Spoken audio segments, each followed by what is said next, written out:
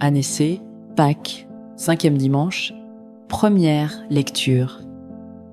En ces jours-là, Paul et Barnabé retournèrent à Lystre, à Iconium et à Antioche de Pisidie. Ils affermissaient le courage des disciples. Ils les exhortaient à persévérer dans la foi, en disant « Il nous faut passer par bien des épreuves pour entrer dans le royaume de Dieu. » Ils désignèrent des anciens pour chacune de leurs églises et, après avoir prié et jeûné, ils confièrent au Seigneur ces hommes qui avaient mis leur foi en lui. Ils traversèrent la Pisidie et se rendirent en Pamphylie. Après avoir annoncé la parole aux gens de Pergé, ils descendirent au port d'Atalia et s'embarquèrent pour Antioche de Syrie, d'où ils étaient partis. C'est là qu'ils avaient été remis à la grâce de Dieu pour l'œuvre qu'ils avaient accomplie. Une fois arrivés, ayant réuni l'Église, ils rapportèrent tout ce que Dieu avait fait avec eux et comment il avait ouvert aux nations la porte de la foi.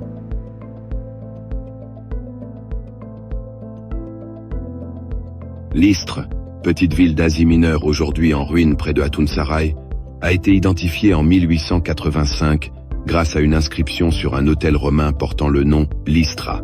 Elle est mentionnée 6 fois dans le Nouveau Testament par saint Paul. En Actes, chapitre 14 verset 8, il guérit un paralytique. Chapitre 14 verset 11 à 15. Mais la foule, en le prenant pour un dieu, tente de lui offrir un sacrifice qu'il parvient de justesse à stopper. Chapitre 14 verset 19. Peu après, des Juifs associés à la foule lapident Paul et le laissent pour mort. Chapitre 14 verset 20. Cependant, ses disciples prient autour de lui, et Paul se relève. Chapitre 16 verset 1. C'est aussi à Lystre qu'il rencontre Timothée, son disciple. Enfin, dans la deuxième lettre à Timothée, chapitre 3, verset 11, Paul rappellera les persécutions qu'il a subies dans cette ville. Bonus.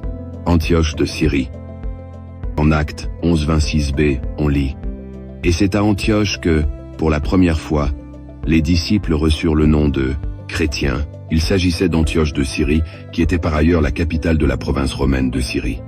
En 165, elle fut la 3e plus grande ville de l'Empire romain. Appelée aujourd'hui Antakia, Antioche possède l'une des églises les plus anciennes du christianisme, l'église grotte de Saint-Pierre. En effet, la tradition affirme que Pierre y prêcha et enseigna alors qu'il était dans la ville entre 47 et 54.